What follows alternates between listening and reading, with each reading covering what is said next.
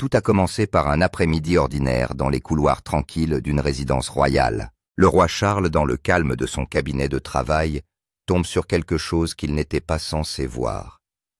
Un petit paquet de lettres reliées par un ruban, portant une légère odeur de vieux papier et de parfum.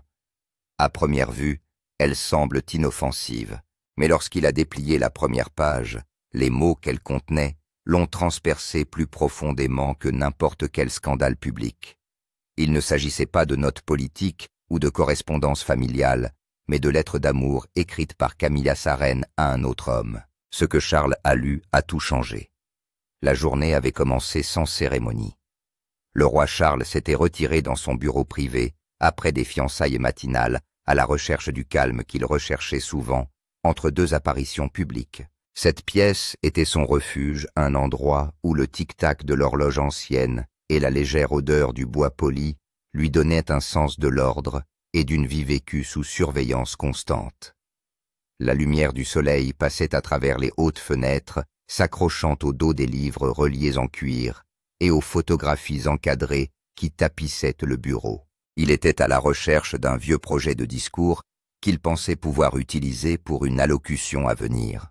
Ses doigts traçaient les bords d'un tiroir rarement ouvert, un tiroir qui contenait des souvenirs personnels et des documents datant de plusieurs décennies.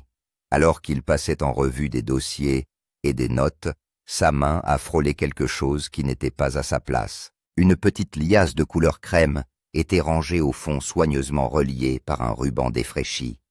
Le papier à l'intérieur semblait légèrement vieilli, les bords gondolés, juste assez pour trahir le fait qu'il avait été manipulé plus d'une fois. Il avait d'abord pensé qu'il s'agissait d'une correspondance de sa défunte mère, ou peut-être de quelque chose de ses premiers jours avec Camilla conservé pour le sentiment. Il le souleva avec précaution, sentant le poids délicat des pages. Il y avait une légère trace de parfum sur celle-ci, subtile mais indéniable. Il se redressa sur sa chaise, la curiosité s'emparant de lui. La première enveloppe était adressée d'une main qu'il connaissait bien, celle de Camilla. Mais c'est le nom écrit en dessous, qui n'était pas le sien, qui lui coupa le souffle. C'était un nom qui venait de l'extérieur des murs du palais, un nom lié à de vagues souvenirs de ragots qu'il avait écartés il y a des années. Ses doigts hésitèrent sur le rabat, le choix entre laisser le sceau intact et l'ouvrir s'étirant en un moment qui lui parut bien plus long qu'il ne l'était. Lorsqu'il fit enfin glisser la lettre, le papier était doux sous ses mains, l'encre légèrement tachée par endroits, comme si elle avait été pressée par une écriture hâtive ou peut-être par des larmes. La première ligne le frappa plus durement qu'il ne s'y était préparé. Elle était tendre, profondément personnelle et sans aucun doute adressée à quelqu'un qui n'était pas lui. Pendant quelques secondes, il se contenta de fixer les mots, les significations s'imprégnant d'un poids lent et délibéré. Autour de lui, la pièce se fit plus silencieuse, le tic-tac de l'horloge s'amplifiant soudain. Il poursuivit sa lecture, chaque phrase apportant un mélange d'incrédulité et de reconnaissance. Il ne s'agissait pas d'une note fugace ou d'un échange occasionnel, mais d'une lettre d'amour écrite dans l'intimité et la familiarité, contenant des souvenirs et des promesses qui n'avaient pas leur place dans leur mariage. Charles posa la lettre sur le bureau, les mains posées à côté d'elle, comme pour s'ancrer. La liasse de ruban en contenait encore d'autres, chaque enveloppe étant une porte ouverte sur une vérité qu'il n'était pas prêt à affronter. Dehors, la journée continuait comme si rien n'avait changé. À l'intérieur du bureau, tout avait été scellé dans le secret. Pendant un long moment, Charles n'a pas bougé. Son regard s'est attardé sur le paquet relié par un ruban, comme s'il pouvait s'expliquer de lui-même s'il le fixait suffisamment. La première lettre était ouverte sur le bureau, ces mots résonnant encore dans son esprit. Il les avait lus 2 fois, espérant que le sens changerait après un deuxième passage, qu'un contexte caché les absoudrait de ce qu'ils semblaient impliquer. Mais les mots étaient restés les mêmes clairs dans leur intention, empreints d'une affection qui n'était ni platonique ni distante. Il attrapa la seconde enveloppe, le papier frais et lisse sous ses doigts. Elle portait également l'écriture de Camilla, les boucles et les fioritures immédiatement reconnaissables. Cette fois, la date attira son attention. Elle date d'une période où ils ont assisté ensemble à une série d'événements publics souriant aux caméras et parlant de leurs engagements communs dans le cadre de leur fonction royale. Pourtant, cette lettre a été écrite dans les heures calmes entre les engagements envoyés à quelqu'un d'autre. L'ouvrir lui a donné l'impression de fouiller dans une vie dont il ne soupçonnait pas l'existence. La lettre était plus longue que la première, remplie de petits détails intimes qui témoignaient d'une proximité construite au fil du temps. Il y avait des références à des plaisanteries privées, des moments qu'ils avaient apparemment partagés à l'abri des regards. Il y avait une certaine douceur dans le langage, le genre qui parlait de confort et de familiarité, et non le ton réservé que l'on trouve souvent dans la correspondance royale. La liasse elle-même était soigneusement rangée.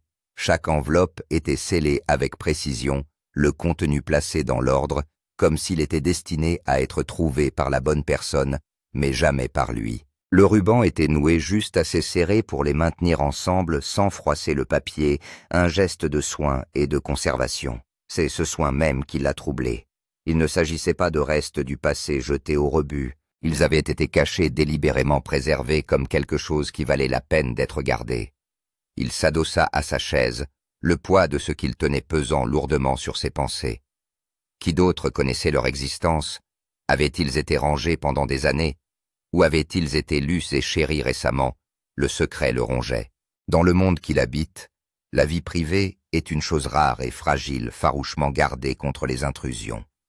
Pourtant, voici une partie de sa propre vie qui lui a été cachée, scellée dans la même maison où il pensait connaître toutes les ombres.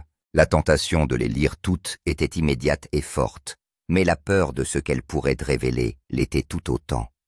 Il glissa la deuxième lettre dans son enveloppe et la remit dans le paquet, ses doigts s'attardant sur le ruban.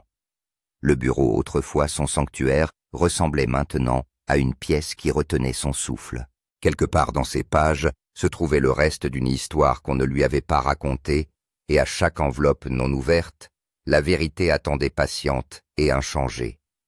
Dehors, la lumière changeait au fur et à mesure que l'après-midi s'enfonçait, mais à l'intérieur, le temps semblait s'être arrêté. La décision d'ouvrir la troisième lettre n'a pas été prise à la légère. Charles resta assis pendant plusieurs minutes, la main posée sur la liasse, la légère odeur de parfum émanant encore du papier.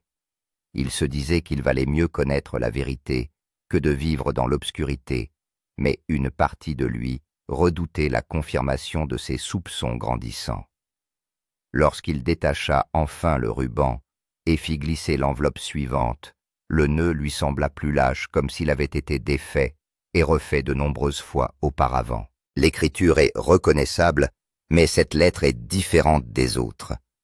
Les premières lignes sont plus urgentes, presque haletantes comme écrites, sous le coup d'une émotion trop forte pour être contenue. Il n'y a pas de formalité, pas de phrase réservée, seulement un flot de mots qui se déverse sur la page. Elle écrivait qu'il lui manquait qu'elle comptait les jours, jusqu'à ce qu'il se retrouve qu'elle partageait des moments dans des endroits cachés où personne ne pouvait voir. Les images étaient vives, peintes avec une telle familiarité que Charles pouvait presque entendre sa voix les prononcer à haute voix. Chaque phrase atterrissait avec la précision d'une lame. Il y était question d'un voyage qu'elle avait fait. Un voyage dont Charles se souvenait pour ses engagements officiels et ses apparitions publiques soigneusement planifiées. Pourtant, dans son récit, ces journées n'étaient pas marquées par des discours ou des dîners d'État, mais par des heures volées avec un autre homme. Les détails se glissaient dans les paragraphes comme les fils d'une tapisserie, liant ensemble des fragments de mémoire que Charles voyait à présent sous un jour différent. Les conversations qu'il avait jugées inoffensives semblaient maintenant teintées de sous-entendus. Les sourires qu'il avait négligés lui revenaient à l'esprit avec une clarté aiguë. En poursuivant sa lecture, il remarqua à quel point elle mêlait sans effort affection et secret. Elle parlait de leurs réunions comme si elles existaient dans un monde totalement séparé de celui qu'elle partageait avec lui. Il y avait une chaleur dans son ton qu'il reconnaissait, mais ce n'était pas pour lui. C'était la chaleur qu'elle avait utilisée autrefois avec lui il y a longtemps, avant que leur vie ne soit devenue un circuit sans fin de devoirs publics et de négociations privées. Maintenant, elle appartenait à quelqu'un d'autre. Lorsqu'il a atteint les dernières lignes, Charles a senti une douleur monter dans sa poitrine. Les mots étaient tendres et se terminaient par une promesse d'écrire à nouveau bientôt, comme si ces lettres faisaient partie d'un dialogue permanent. Elles ne contenaient aucune culpabilité, aucune hésitation, seulement la confiance facile d'un lien qui avait été nourri au fil du temps. Il plia la lettre avec soin, non pas parce qu'il souhaitait la conserver, mais parce que la manipuler brutalement lui semblait indigne. La reposant sur le bureau, il fixa la pile d'enveloppes restantes. Si les 3 premières avaient un tel poids que cachaient les autres. Il imaginait des chapitres entiers de son mariage réécrits dans ces pages, des moments qu'il avait vécus maintenant recadrés, avec une vérité qu'il n'avait jamais été invité à voir. Les lettres n'étaient plus une simple correspondance. Elles étaient le témoignage de quelque chose qui s'était déroulé parallèlement à sa vie, sans être touché par sa présence, mais en existant à côté d'elle. Le bureau semblait plus froid maintenant. Même la lumière de la fenêtre semblait plus dure, illuminant le papier d'une manière qui faisait ressortir l'encre sur les pages couleur crème. Il attrapa l'enveloppe suivante, sachant que ce qu'elle contenait le couperait aussi profondément que les précédentes. La vérité n'est plus cachée. Elle est là entre ses mains, et elle est implacable. L'amant révélé. La 4e lettre commence de façon assez innocente. Elle s'ouvrait sur une remarque légère concernant le temps, une observation enjouée écrite en Camilla. Pendant un bref instant, Charles se demanda si celle-ci serait différente, si le contenu serait suffisamment anodin pour atténuer l'effet des pages précédentes. Puis, enfoui à la moitié de la première page, apparut une référence qui changea tout. Un nom, pas seulement un prénom, mais un nom complet, écrit clairement, presque fièrement, comme s'il n'y avait jamais eu de raison de le cacher à son destinataire. Charles Froez, un nom qu'il connaissait, quelqu'un que l'on voit souvent en marge des événements suffisamment proches pour être familier, mais jamais assez important pour attirer l'attention du public. Il se souvenait de lui lors de réceptions toujours polies, toujours discrets, le genre de personnage que l'on peut facilement considérer comme faisant partie du tissu social. Mais ici, dans l'écriture de Camilla, il n'était pas une connaissance de passage, il était le centre de son attention. Au fur et à mesure que Charles lisait la suite, le lien devenait indéniable. Il y avait des références à des endroits précis où ils s'étaient rencontrés, des dates qui correspondaient mal à des moments où Charles lui-même était ailleurs. Il y avait des plaisanteries internes qui n'avaient aucun sens pour une personne extérieure. Des surnoms affectueux qui parlaient d'une histoire construite au fil des ans. Un passage décrivait une rencontre avec tant de détails que Charles pouvait l'imaginer comme s'il s'était trouvé dans la pièce. La façon dont elle décrivait le son de son rire, la teinte particulière de sa veste, la façon dont il l'avait regardée, comme si elle était la seule personne au monde, ce n'étaient pas des détails partagés entre amis occasionnels. La prise de conscience s'installa lentement chez Charles, lourde et inflexible. Il ne s'agissait pas d'une série d'échanges éphémères ou d'une nostalgie ravivée du passé. Il s'agissait d'une relation continue qui s'était taillée une place dans l'ombre de son mariage. L'identité de l'homme n'a fait qu'aggraver la situation. C'était quelqu'un à portée de main, quelqu'un à qui il aurait pu parler, sans se méfier, peut-être même se confier. La trahison se superposait maintenant, portant non seulement la blessure de l'infidélité, mais aussi la piqûre de la familiarité. Son esprit dériva vers les moments où cet homme avait été présent. Il se souvient d'une garden party il y a des années où l'homme riait avec Camilla à l'ombre d'un vieux chêne. À l'époque, Charles n'y avait pas prêté attention. Après tout, ils se connaissaient depuis des dizaines d'années. Mais maintenant, avec ses lettres sous les yeux, les souvenirs ont changé. Il a vu les choses différemment. L'aisance entre eux, l'étincelle dans ses yeux, la façon dont elle s'est légèrement penchée lorsqu'il a parlé. Charles posa la lettre sur le bureau à côté des autres, les mains fermes, mais la respiration plus lente qu'auparavant. Le nom sur la page le fixait immuable et indéniable.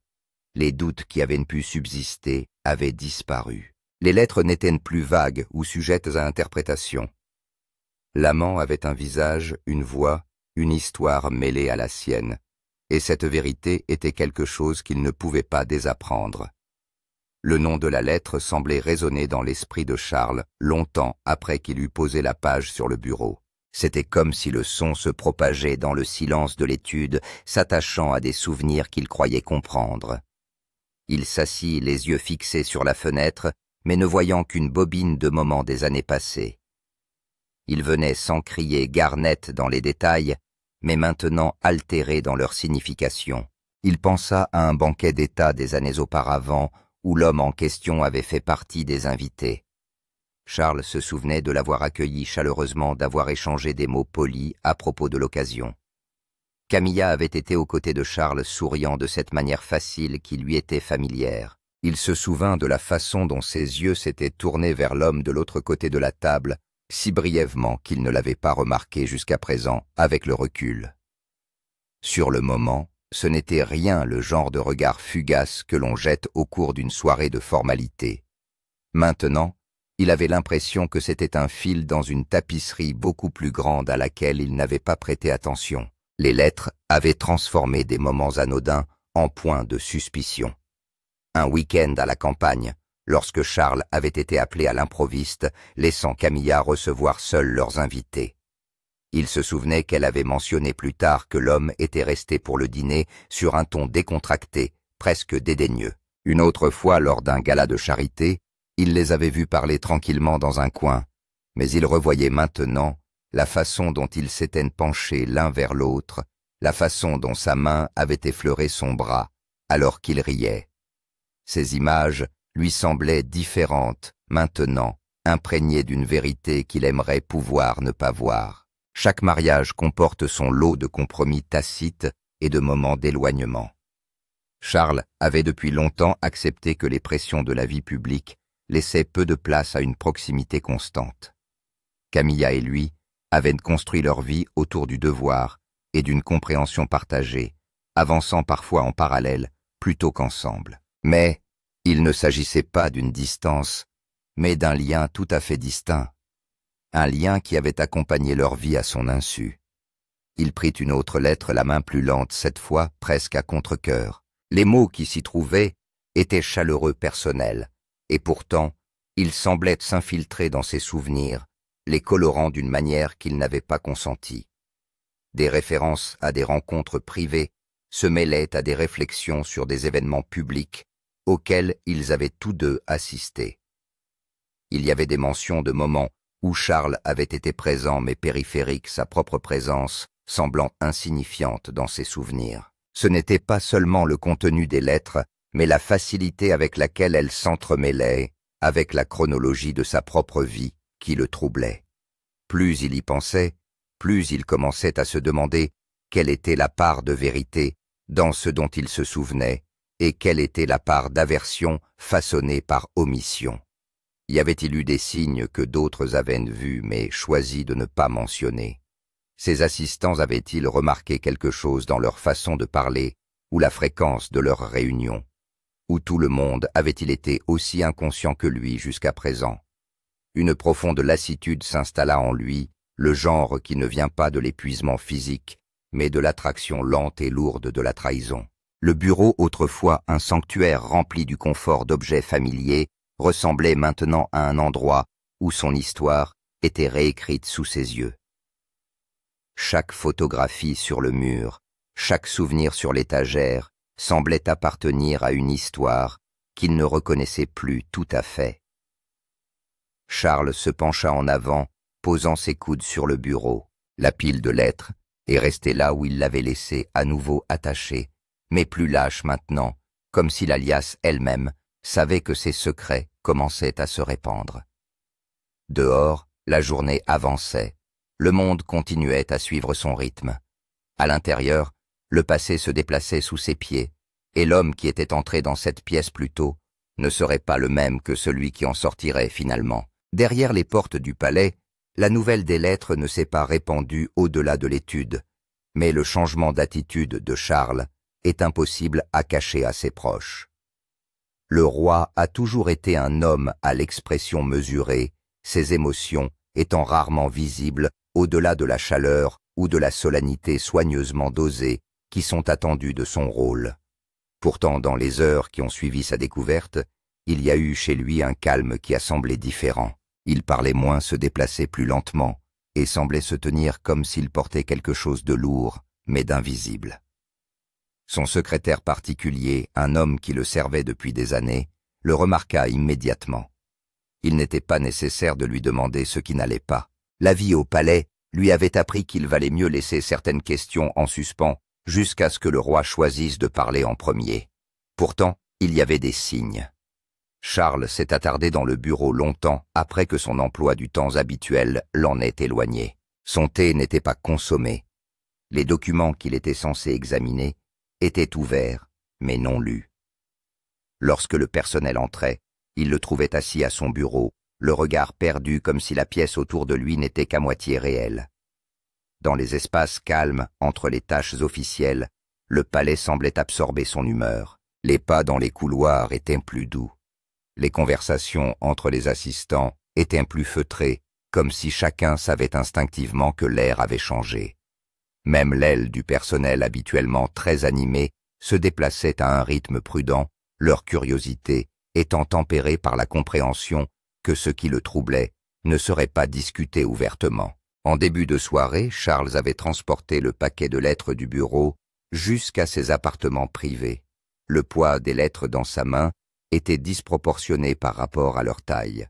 Il les posa sur une petite table près de la fenêtre où les dernières lueurs du jour se reflétaient sur les bords des enveloppes. C'était un choix délibéré de les garder près de lui, bien qu'il ne sache pas si c'était pour les revoir ou pour s'assurer que personne d'autre ne les trouve. Ce soir-là, il dîna seul. Camilla était ailleurs dans le palais pour un engagement antérieur et il ne fit aucun effort pour la rejoindre après le repas. Au lieu de cela, il s'assit dans un fauteuil à haut dossier près du feu, les flammes jetant une lumière changeante dans la pièce. Les lettres restaient à portée de main, leur présence remplissant le silence comme un invité indésirable. De temps en temps, ses yeux dérivaient vers elle, comme on peut jeter un coup d'œil vers une porte laissée entr'ouverte. Au-delà de ses appartements privés, la machinerie de la monarchie se poursuit sans relâche. Les ministres sont appelés, les invitations sont examinées, les préparatifs pour les engagements à venir sont finalisés. Pour le monde extérieur, le roi remplit ses fonctions comme toujours. Pourtant, dans l'enceinte du palais, le fossé entre les apparences et la réalité n'a jamais été aussi grand. Ceux qui le connaissaient le mieux pouvaient le sentir la politesse mesurée de son ton lorsqu'il parlait, la façon dont il évitait certains sujets, la pause occasionnelle avant de répondre à une question. Dans le calme de la fin de soirée, Charles revint vers la table et posa une fois de plus sa main sur le paquet. Le ruban était à présent détaché, les bords des lettres légèrement inégaux à cause de l'endroit où il les avait lues et replacées. Il pensa à les enfermer, à les enterrer, là où ils ne pourraient plus l'atteindre. Mais il savait que même si le papier était caché, les mots étaient déjà gravés dans sa mémoire. Certaines vérités, une fois dévoilées, ne peuvent être renvoyées dans l'ombre. Derrière les portes polies du palais, loin des caméras et des cérémonies, le roi n'était plus seulement un monarque remplissant son rôle.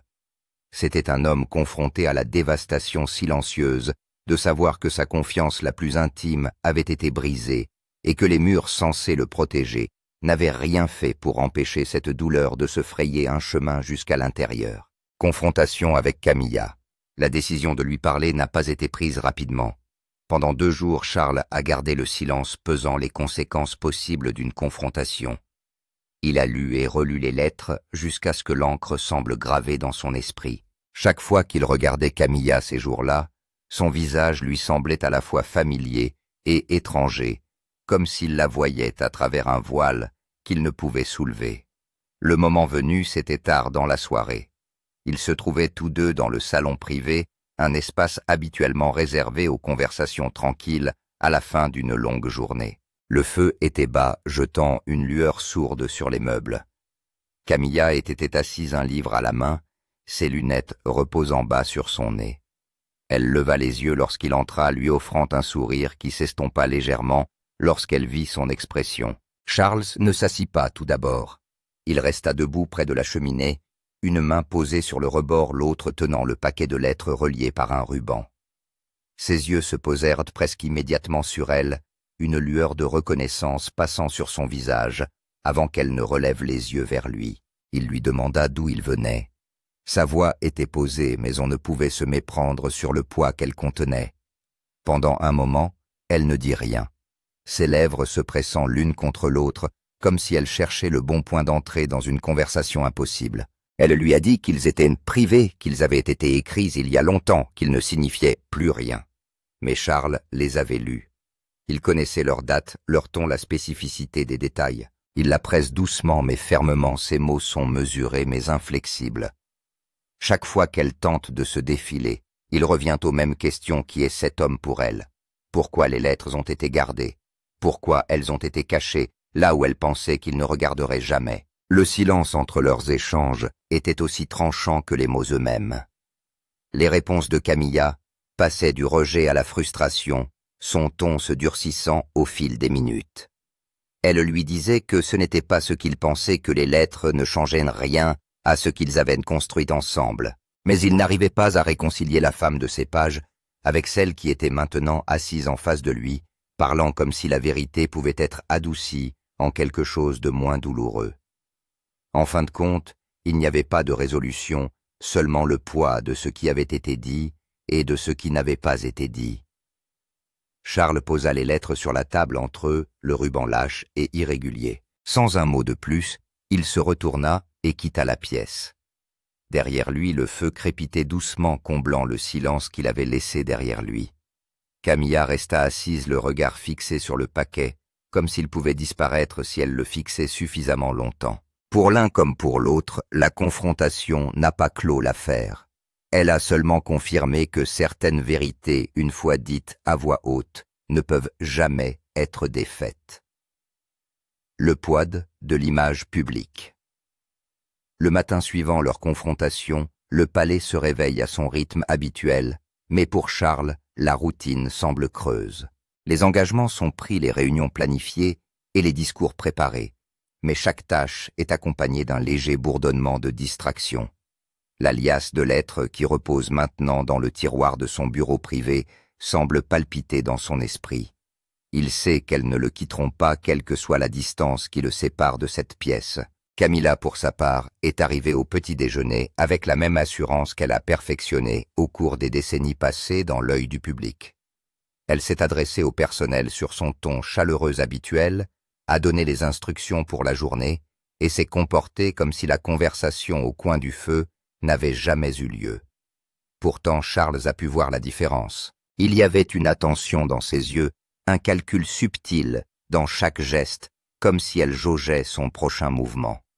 Le défi n'était pas seulement personnel, mais aussi institutionnel.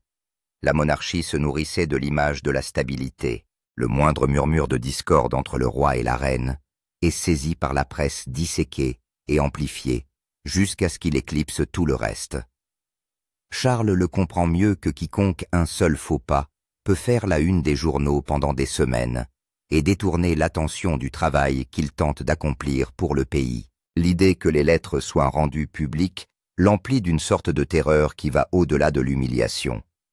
Cela ne le blesserait pas seulement lui, mais aussi la couronne. Lors de réunions privées ce jour-là, il s'entretient avec son secrétaire à la communication au sujet des prochaines apparitions publiques. La conversation est strictement professionnelle, mais elle est sous-tendue par un accord tacite. L'image d'unité entre lui et Camilla doit être maintenue à tout prix. Les photographies, les gestes publics et les engagements communs seront soigneusement gérés afin de rassurer la nation que rien ne cloche. Charles a joué son rôle.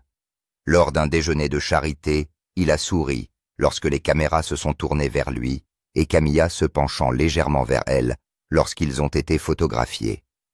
La foule a vu un roi et une reine travaillant en harmonie, engagés avec leurs invités et dévoués à leur rôle. À l'intérieur, Charles ressent la dissonance entre la représentation publique et la réalité privée. Ce soir-là, seul dans son bureau, il réfléchit à l'équilibre impossible qu'il tente de maintenir. Il ne peut pas effacer ce qu'il a appris ni risquer de le laisser fracturer la façade soigneusement gardée sur laquelle repose la monarchie. Chaque décision, chaque mot pesait désormais deux poids, celui de sa vérité personnelle et celui de l'institution qu'il avait juré de défendre. Les lettres étaient restées dans le tiroir intact depuis la confrontation. Pourtant, leur présence était un rappel constant que la stabilité de la couronne était étayée par le silence. Charles sait que le jour viendra où le silence ne suffira plus, mais pour l'instant c'est le seul bouclier dont il dispose. Ainsi, le public verra ce qu'on lui a toujours montré, l'image polie, le front uni, tandis que derrière les portes du palais, la fracture se creuse tranquillement. Un monarque changé à jamais. Dans les semaines qui suivent, le rythme de la vie royale reprend son cours habituel, mais pour Charles, rien n'est plus pareil. Les fiançailles, les cérémonies, les poignées de main interminables et les conversations polies se déroulaient comme elles l'avaient toujours fait, mais sous la surface, un changement discret s'était produit.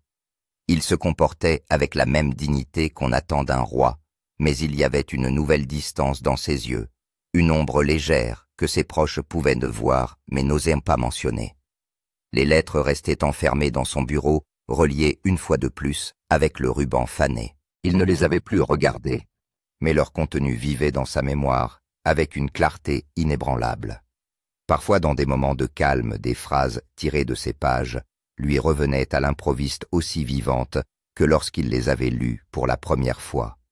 Elles ne venaient pas comme un flot, mais comme des intrusions tranquilles, des fragments de phrases qui rouvraient la plaie à chaque souvenir. Camilla a continué à remplir son rôle public, avec grâce se tenant à ses côtés, lors des événements, lui offrant les sourires chaleureux et les petits gestes qui faisaient désormais partie de leur chorégraphie publique. Le monde a vu un couple uni, aguerri à ses devoirs et inébranlable dans son engagement envers la couronne.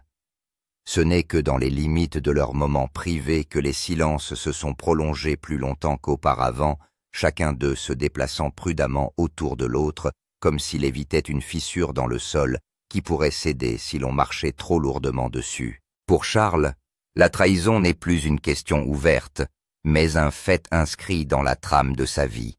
Il n'en a parlé à personne d'autre, pas même à ses conseillers les plus fiables, car cela aurait entraîné une série de conséquences qu'il ne pouvait pas contrôler. La monarchie était une institution fondée sur la perception, et il savait que la douleur personnelle ne pouvait jamais éclipser le devoir qu'il portait. Cette compréhension ne rendait pas le fardeau plus léger, elle ne faisait que le rendre plus solitaire. Dans les heures plus calmes, il se surprenait à penser non seulement à ce qui avait été perdu, mais aussi à ce qui restait. La couronne reposait toujours sur sa tête, le peuple se tournait toujours vers lui pour le diriger, et les obligations de son rôle se poursuivaient sans relâche. Les lettres avaient changé la façon dont il voyait son mariage, mais elles avaient aussi affiné sa compréhension de la vie qu'il avait choisie. Il n'y aurait pas de rupture dramatique, pas de révélation publique. Il n'y aurait que l'image stable et ininterrompue du monarque et la vérité privée qu'il portait seul.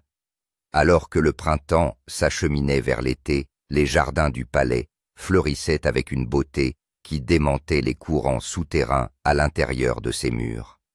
Charles marchait parmi les fleurs avec les mêmes pas mesurés, saluant les visiteurs, faisant un signe de tête aux jardiniers, tout en sachant que certaines fractures ne pouvaient pas être réparées, mais seulement gérées. Il